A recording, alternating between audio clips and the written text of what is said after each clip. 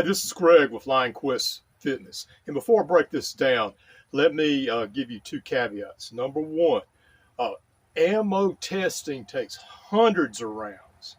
And my tests also are very crude, but they can give indicators of how a bullet may perform. So let's go to the rat killing. All right, let's talk about accuracy first. Now, the Remington is the blue. Originally, I had dark blue dots, but I ran out of those, so I had to cover them up. And I was very disappointed with the accuracy. At 7 yards, it should have had a lot better accuracy.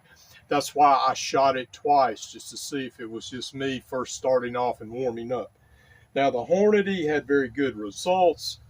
And also, of course, the Wadcutters did the best, which you would think that that would be the case. Now, how accurate they would be the further back that I go, well, that's something we'll be testing more of. But the main thing is the Remington 110 grain, which really breaks my heart because the 125 grain plus P has always been one of my go-to and favorite ammos for my 3 and 4 inch revolvers. But the 110 grain, the accuracy is just not there for me. So how about the water jug test?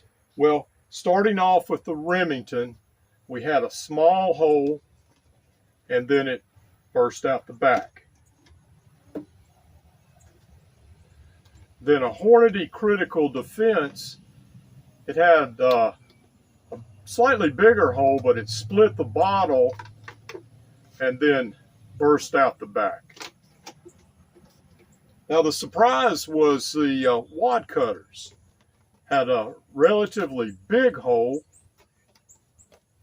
and then burst out the back. Most likely because of the greater weight of the bullet.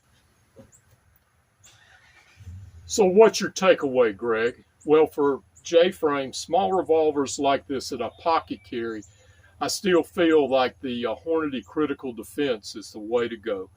1,090 feet per second, and it does seem to have a very good effect hitting the target. Now, does that mean that the Wadcutters are a no-go? No. I still think there's a place for them, especially for people who are elderly, who have disabilities. I still think that may be the way to go because of the lighter recoil.